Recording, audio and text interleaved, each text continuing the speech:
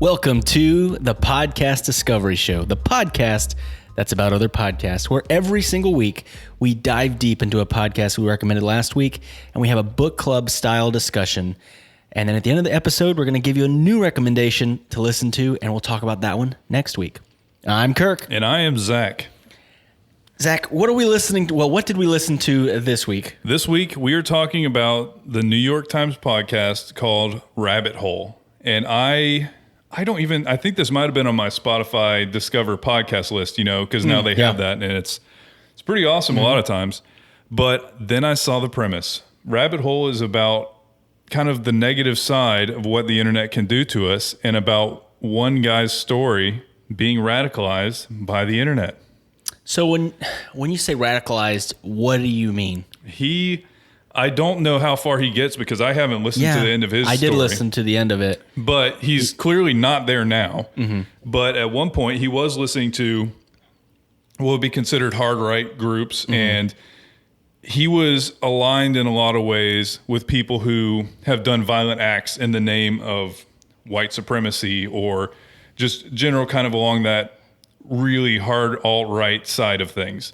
They hit on it, I think, on episode 1, so it's not really a spoiler, and especially if you've already listened to the episode, then whatever. But that shooting that happened in New Zealand, was it a mosque? I think it was a mosque. The shooter wrote this long manifesto and all this stuff, and I think that was a wake-up call for Caleb, because he said, I believed almost everything on that thing. He's like, I believed everything that this guy did, or believed, and that led him to massacre a group of churchgoers. So I think that was a big wake-up call for him, being like, why? Yeah. No, and I think they mentioned one of the main kind of things that sent him down the path. Stefan Molyneux, I think, was mentioned by name in that manifesto, wasn't he? That I'm not sure about that. I do know that, and this blew up the internet crazy, and I was not in those circles or whatever, but later on in the series, because I did listen to the entire series in one day. You said it was really good and that I was going to like it, so I made sure not to start it at the end of the day. I'm going to save it for the morning, and I did. That's smart and then planning. By the end of the day, I listened to all of them. Okay. But so by the end, they talk a lot about. They have like 2 or 3 episodes about Pewdiepie. Really? Yeah, and there's this whole giant thing with Pewdiepie. Oh, I remember he got mentioned in one of those too, right? But he got mentioned in the video that the guy did when he was shooting everybody. Yeah. I remember that. And it was... Because that was the guy that live streamed it, right? Yes. Yeah, and see, it's hard for me to even try to think about it. There's been several of those things, but it's basically just the entire premise that the internet is an incredible tool. It has opened up the largest collection of human knowledge ever possible, exponentially more than ever possible. If you told anyone before this time that there would be this kind of a collection of knowledge in one place, they would not be able to comprehend it. It was all based on physical locations and physical things. Nearly the entirety of human knowledge is available-ish to you by going on your computer. But there is elements of the internet that have created new challenges, is maybe a way to say it. Created new things that we need to look at more closely. And it seems like that's kind of the premise that started this show. This is a loaded statement in a way, but because I feel like it's very poignant right now. And I think that a lot of people need to take this one statement from a comic book character and really think about it for a minute. But it's the truth, and it is definitely applicable with the internet. With great power comes great responsibility. And the internet is a very powerful tool.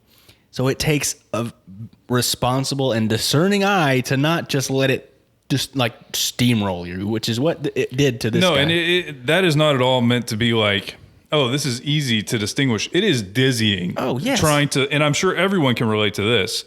Everyone's social media feeds right now are filled on both sides with just information thrown against the wall. I actually haven't posted anything about this because I don't want to. I feel like a lot of people post I'm on social media hiatus. They have to get one last fix. So I didn't tell anybody that I was doing it, and now I'm telling everybody, I guess. But it was detrimental to my mental health for a little bit. It was just after COVID, and then after, the protests and everything else that was going on, there was so many people just saying the stupidest stuff, and people that I cared about, people I love. And I'm like, why are you saying these things? Yeah. And I was getting I would wake up, open my Facebook or Twitter and just get mad. And so I'm like, you know what? This is not healthy. And so I'm like, I am not going to be on the internet. So if you are in the Discovery Club and you haven't seen as many discoveries lately, I'm sorry. I actually did get everything scheduled out till mid next month. So it should be back on schedule. But yeah. No, I think that it is a dizzying thing to try to deal with. Because, first of all, with everything going on in the world right now, we're seeing sides of people that we thought we knew that are coming out in different ways. It's terrifying. I don't know what exactly. It's just an intense time. I don't know. It might be there's fear. There just is fear. There's fear about a global pandemic. There's fear about just general unrest. There's just fear around. And so I think people are just reacting in some ways. I think the thing that was really getting me is echo chambers are a big thing. We've talked about them a bunch of times on our shows. And if you don't know what an echo chamber is, it's just people around you that believe the same way you do. And you just hear everyone agreeing on the same thing. And it makes you feel like you're so much more right. And that's what an echo chamber is. Okay, so in my personal social medias, I basically have two separate echo chambers, one on my Twitter and one on my Facebook. And they're complete opposites. I mean, complete opposites. And so I feel like I'm being ripped apart when I open both of my social medias. It sounds like that's the thing. It's always something that if it's detrimental to your mental health, take a break. Do you feel better now that you're taking a break? I feel so much better. I think I'm on like day 5, and it's great. It's great. Sounds like a win. But on the basic premise of the show is there are ways that those echo chambers can negatively impact you. There's also technology that not only can you fall into these things, which is, once again, perfectly human and natural to want to do that. It makes sense for humans to be around people that we understand each other, we get each other, we share the same perspectives. And so you have that kind of that comfort in finding a place where you're accepted and people agree with you and you can talk about things that matter to you and other people get it. But then there's also the internet side of things and the machine of it. The algorithms. That will put you places. Yeah. And so that's what this is about. And so Rabbit Hole, it starts off at least covering Kevin Roose, who is a writer for the New York Times, and Andy Mills is his producer. Go and talk to Caleb Kane, who is a college dropout that was self-described radicalized by YouTube. And I mean, we'll throw a few highlights if you haven't listened to the episode, but you really need to go listen to this. You should check show. It out. It'll really be eye-opening. Worth it. I think that everyone needs to see stuff like this or listen to stuff like this just so they're a little bit more cognizant of how they might be being manipulated. Yeah. And at least see it. If you see it, then you're not as easily manipulated. No, and even this 100% changed how I look at some parts of the internet. Okay, so basically they start talking to him and they talk about his entire journey. Caleb shows him 4 years of YouTube search history, which most people, the joke is, when I die, delete my search history, type thing. He shows it not only to the New York Times, but then it's put in a podcast. They get to document the entire progression as he goes from just a normal guy, because he was self-described normal. He wasn't really interested in politics aside from the music he was listening to. I think the thing that was the craziest about the story, and also the scariest, is that when you told me what the story was about, I kind of assumed, okay, well, this guy kind of probably was already leaning in that direction. It doesn't seem, and they're the ones looking at his history. It's not like his story. This is them finding the story through his history. And he was not leaning in any particular direction, nor was he searching stuff like that to start when he started. He was not. That's what blew my mind. Is like what got him down that rabbit hole was very innocuous, very innocent. Yeah, I think it's something that any of us. Yeah, I think the major change was self-help videos. Yeah, he basically was going through a depressing time, and he was normally a gamer, but his computer had gotten stolen, so all he had was his cell phone. So the only thing he could do was basically watch YouTube. And so he was constantly watching YouTube, and he started watching self-help stuff. And that's literally it. Literally like Tony Robbins and stuff. And it just recommendations. This is recommended for next. This is recommended next. And it just, it's crazy. Blew my mind. Because also the main reason I thought this was a great one to talk about is because I think everyone should think when they see something that's recommended or anything else to just check kind of that, what do they call it? Confirmation bias. Is this something that you want to be true, or is this something that is true? You know, and it's much easier said than done. Yeah. But this show helped me do that in a way, because I started really thinking, like, in what ways has YouTube like pushed me in a direction? And after thinking about it a little bit, I haven't been pushed hard in like a political direction, because I don't really go out of my way to look at political videos or anything like that on YouTube. It's mostly like music or like animal videos. So it's kind of just stayed right in my wheelhouse, like cooking stuff too. I think I exclusively watch Rhett and Link now, Good Mythical Morning on YouTube. That is my personal my kids' stuff. I maybe avoided it just because it wasn't something where I connected the dots in a way that would have gotten me there. Not that it was something that I was exposed to and like through my big brain was able to avoid. It's just I wasn't exposed to. I have never been recommended Stefan Molyneux like at all, not once. And so it's like he was just recommended, this guy, from Tony Robbins. I don't know where And the thing is, like, they played some of that guy's stuff, and at first, and they even said that early on in his career on YouTube, he was less. It was much more self-help, much more, picture, you can do it, you can pick yourself up. I was in the place that you're at, and you can get there too. So it was encouraging at first, and then I think the trigger was Gamergate, right? I think so. They talked about the trigger being Gamergate, which, Zach, you explain what Gamergate is, because I didn't really know what it was. Here's the weirdest part. It just blew up. First of all, I will say again, and I will say always, anything that is a scandal and is named Gate makes me hate it. Until there's a scandal about Bill Gates' Gate Warehouse scandal, where it's Gates, then I don't want to hear it. I do not want to hear it. It's the stupidest, like, laziest thing that Gamergate. So a guy broke up with his girlfriend, wrote a long blog about how his girlfriend only got good reviews on her terrible video games because she slept with a reporter. Which just sounds like angry BS. It does. And I think that's probably what it was. Yes, it was. They never... Because they said he didn't even write a piece. He didn't even review her game. Yeah. So it's like, I don't know. But then it evolved. That's the thing. Is because that's the thing that started it. But then it became this whole weird, like... I'm trying to... Male gamers versus kind of a political correctness. Yes. That... it's normal everywhere else, and for some reason they're like, this is a sacred cow that we can keep chauvinistic and monstrous at times. Yeah, no, and I mean, it's one of those things, it's a constant conversation, because I remember when we were in high school, everybody was freaking out about Grand Theft Auto constantly, because I remember that. you can, there's literally prostitutes everywhere, you were committing major crimes constantly and just murdering whoever you want.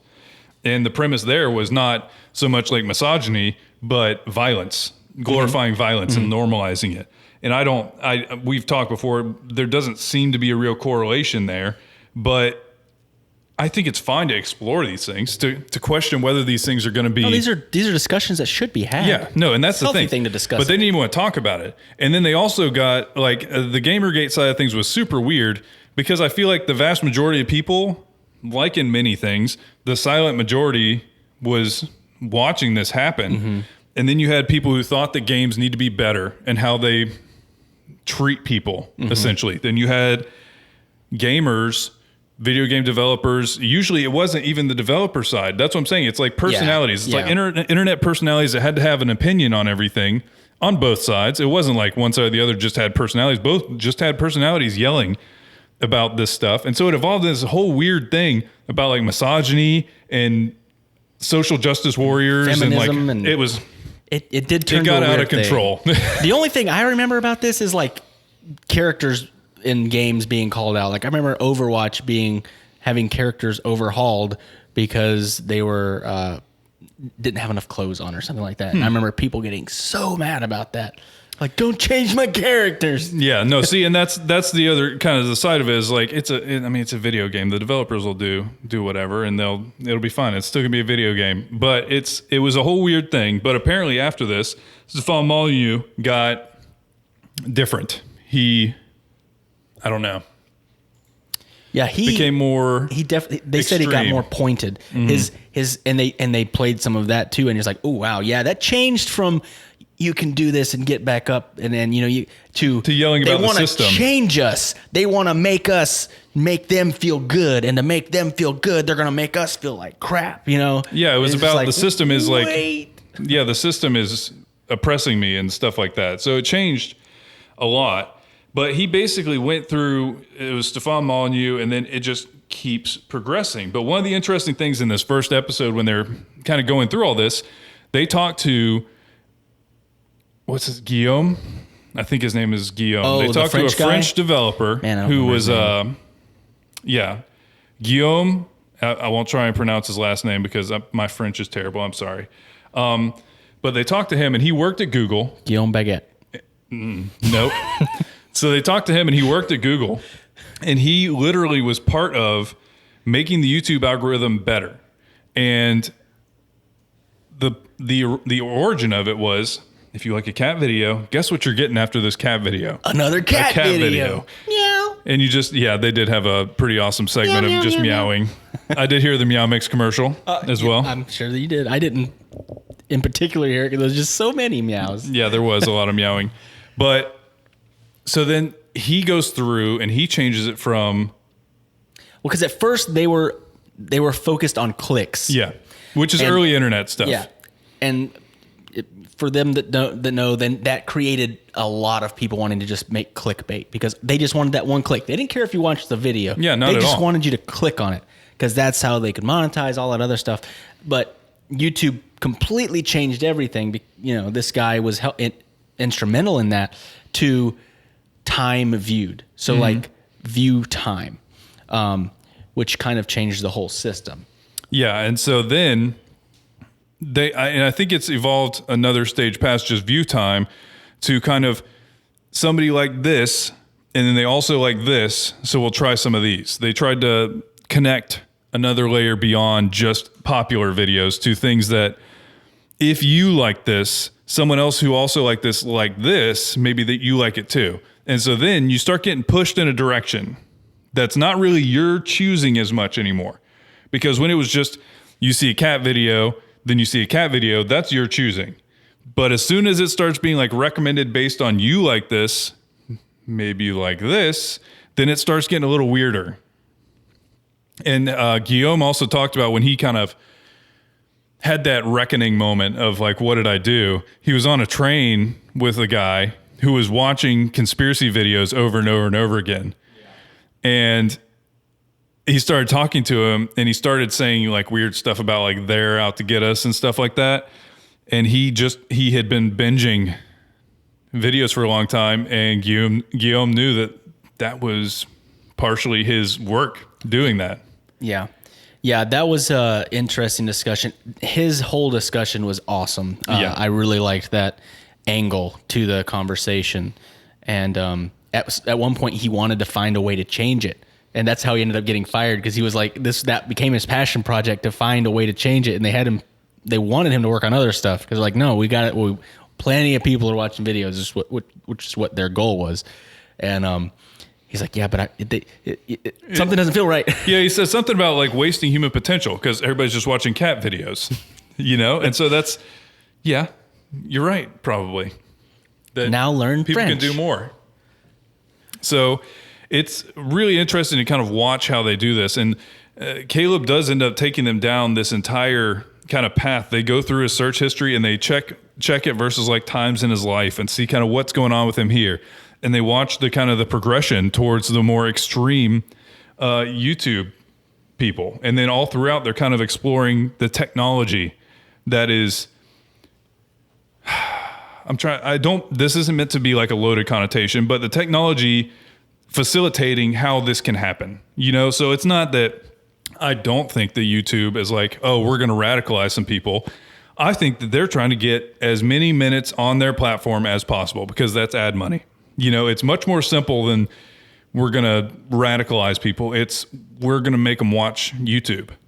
And the thing is, it's such a fine line. I mean, you've got to got to get the big picture, the 10,000 feet view or whatever they say.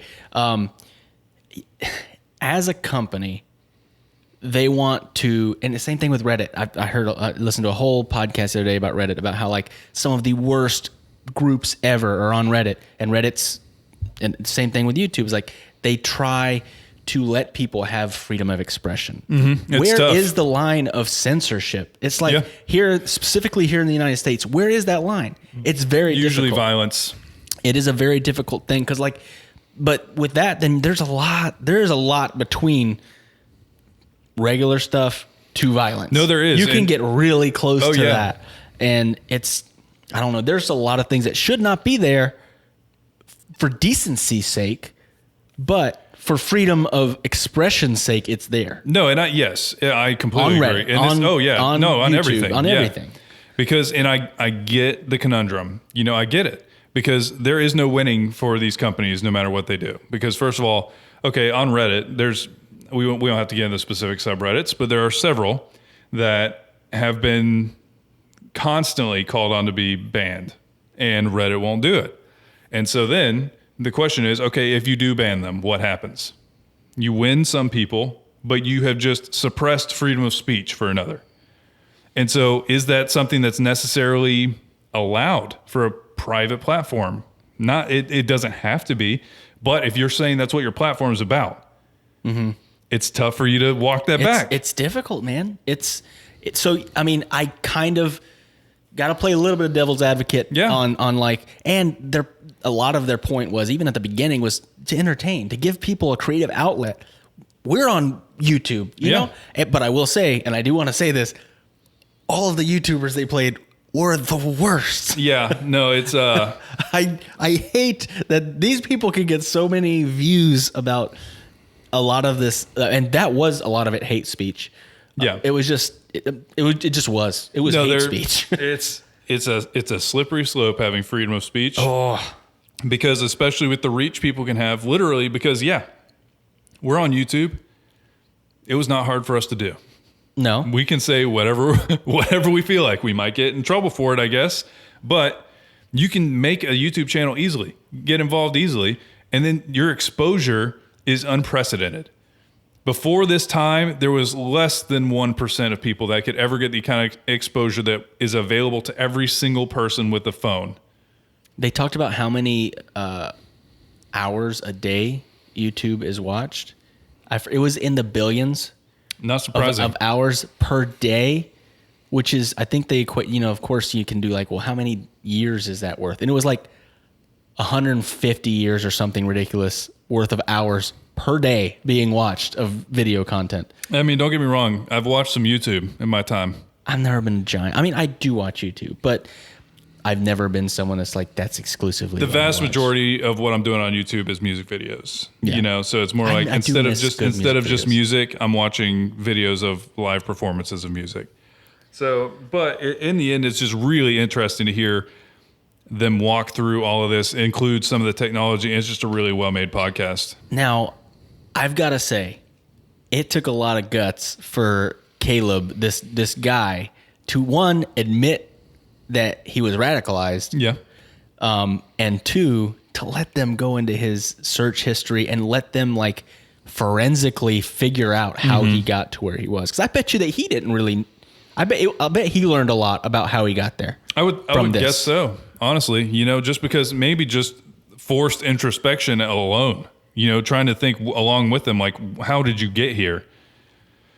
But yeah, no, the bravery of this guy, but also honestly, even us, and neither of us are radicalized alt-right people, but even us think about how could I have been impacted by like what I've been directed towards on YouTube.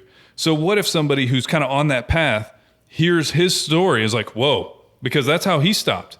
He saw one step beyond where he was at on the path, and it snapped him out of it. And then what if someone is able to stop on that path sooner because because he went and told this story? Because they can kind of see the carrot that's being dangled in front of them. Yeah. If you know the carrot's there, then it changes everything. Oh yeah. No, it does. As soon as and especially because I do think that a lot of times, and it's a generality, but a lot of times people that are digging into conspiracy and anything like that are more looking for, they're not trying to be just fed something. So if they know that they're being fed all of this, then maybe they'll question that. It's like what he said. He was looking for truth at the time. And these people were, hawking all of this garbage as the truth. No one else wants to tell you this. This is the truth that no one else wants you to know. Yeah. And then you feel like you're getting exclusive truth. There's this, exclusivity feeling that you feel like you're part of something and you know things that other people don't know. Like enlightenment. Yeah, there's a distrust for the system. So you're like, yeah. I mean, I bet you they don't want me to know this. So there's a lot to it. There's a lot of psychology to this kind of stuff.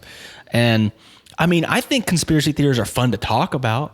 But the thing is, when you start believing some of it or, having like really existential decisions made because of it, or like changing who you are because of it, it's completely different. It definitely is a rabbit hole because, and the way I always put this is like, okay, if you think that everything is orchestrated, then nothing is real. Like literally your entire existence isn't real. And so, yeah, existential, like literally everything that you've ever heard becomes not real. And that's not a decision that should be taken lightly. See, my biggest thing, at least this is just my brain, the way that I think is I know people enough to know that people are not good at keeping secrets.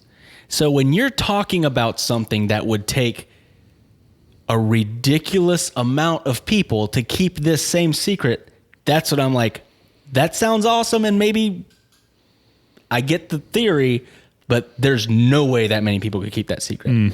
Especially like, the Illuminati and all these celebrities that are supposedly like in the secret cabal of like powerful people and eat babies or whatever. Yeah, there's really no telling the limits of how it goes. It's just, they can't even keep their affairs from each other. Like, how are they going to, there's no way. Yeah. No, I mean, I feel like we would have seen at least one YouTube video of an Illuminati meeting. I mean, they can't keep their substance abuse a secret and everything like this. Why? How do you think they're going to keep this really exclusive, awesome group that they're supposedly in a secret? But is it a secret? We know about it.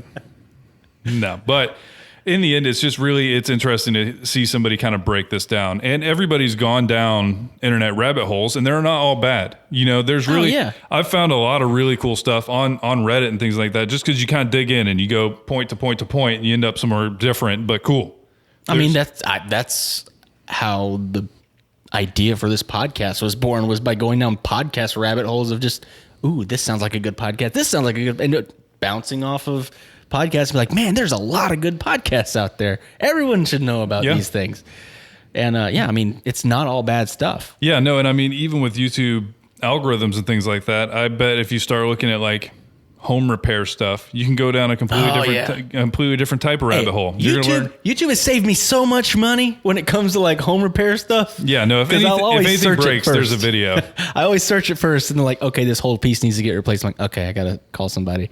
But if it's something I can do, I mean, just the other day I had to fix my AC, and it would have cost me $400, but it wasn't YouTube, but I probably could have found it on YouTube.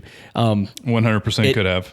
I spent less than $60, got it fixed by myself. And ended up with a brand new shop vac. Yeah. But no, it's not something that's all bad. It's just we need to look at the bad side of things, because I think there's a lot of stuff that it's innocuous enough that the related stuff is also innocuous, and you end up in just finding some cool stuff. And I do want to talk about a lot of these companies. I don't know about Facebook. Facebook seems to do everything the wrong way when it comes to helping people. But it seems like a lot of these other companies are trying to get these algorithms kind of dialed in correctly for the people. Because at first it was like, it's a robot. It's a computer that's trying to predict what they think you will be most likely to click next, or want to watch next. And they're introducing more people, more personal involvement from their team to kind of make it more of a, not just a mechanical thing. Yeah. But a human impact in some way. Yeah. You know what I'm saying? Yeah. Trying to get the human element into the algorithm, so it's not just numbers and it's not binary. It's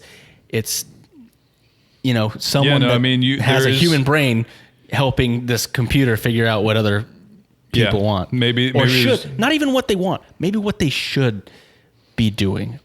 Yeah, no, and then you start getting into different issues. I know. No, that's what I'm saying. There's no winning here, but these are conversations that are good to have. But they talk a lot about, and later on they actually interview I think it's the CEO or somebody that's running YouTube, basically the highest up of YouTube, because it's Google. So I don't know if it's the CEO because it's owned by Google, whatever.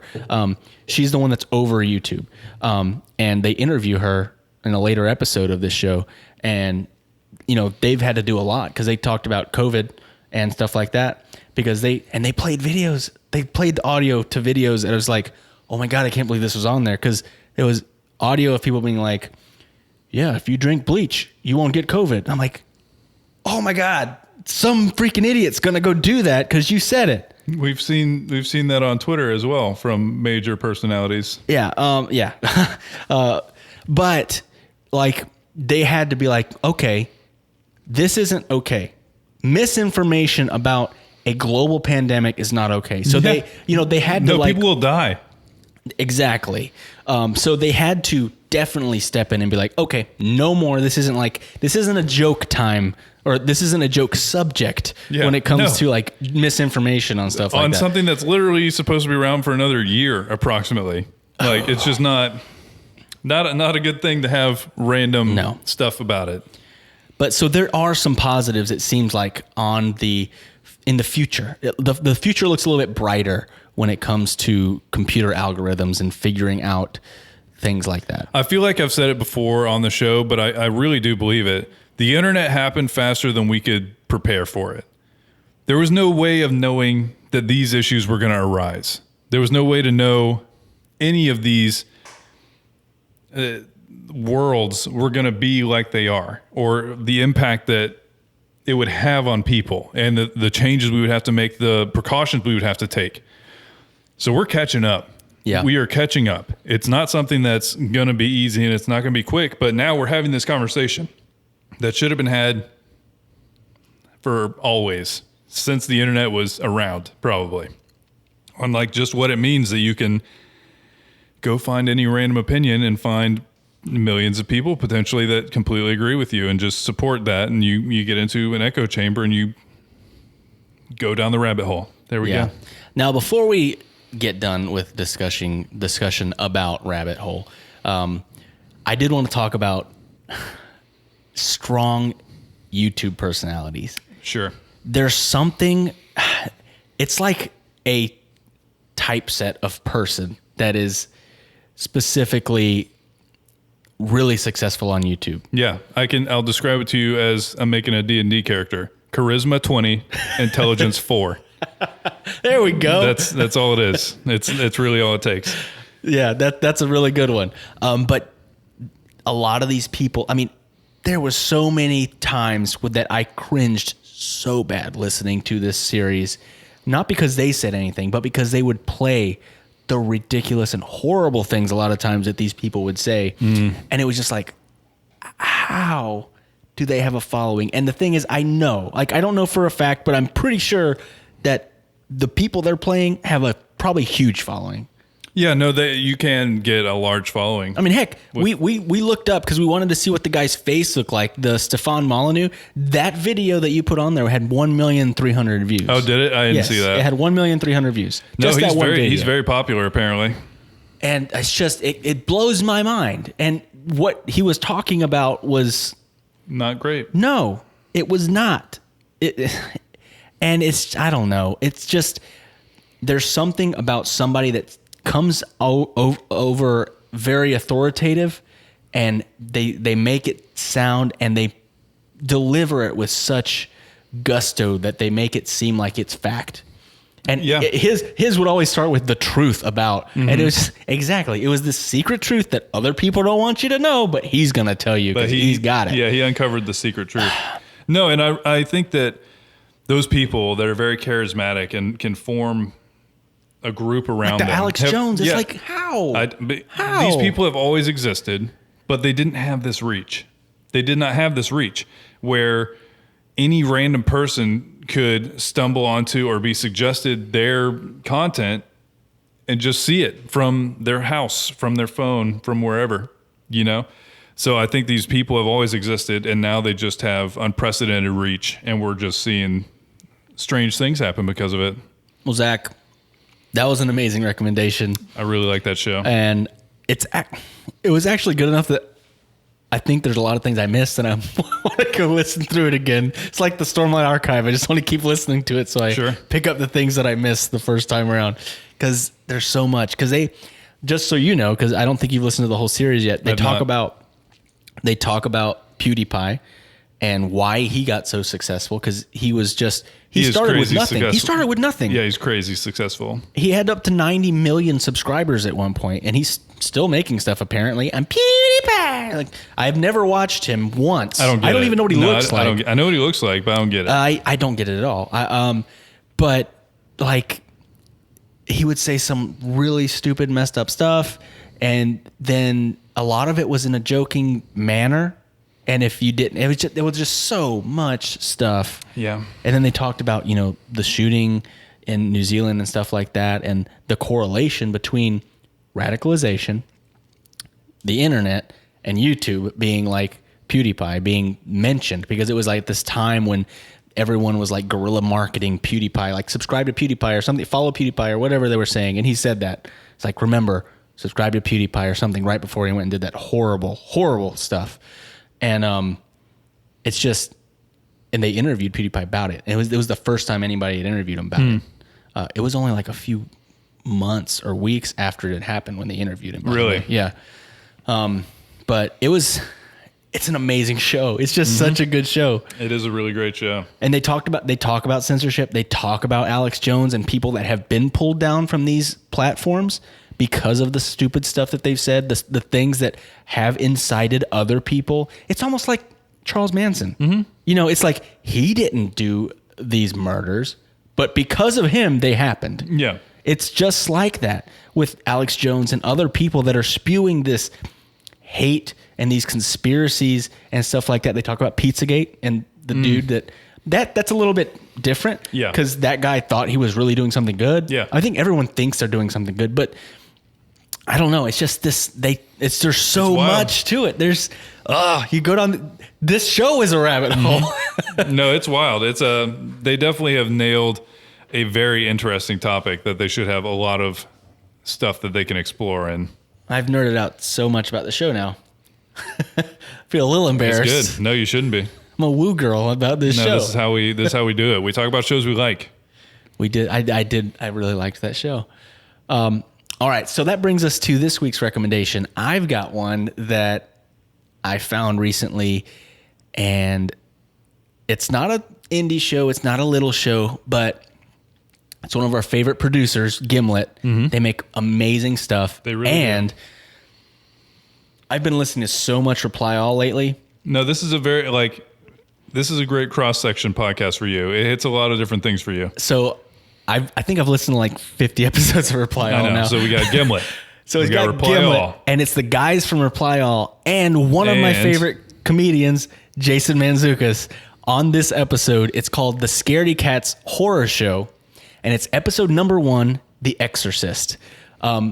One of the guys, I think it's PJ from Reply All, is terrified of scary movies. Like, he cannot watch scary movies. Like, even movies that you think are not scary, he can't watch them.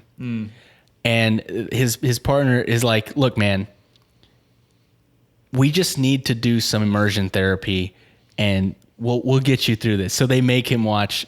That's what this show is about. They're going to get him through, and they're going to slowly climb him into like ridiculously scary stuff. I don't know how they started The Exorcist, though. I mean, this is a scary movie. Yeah, but it's hokey because it's from the 70s.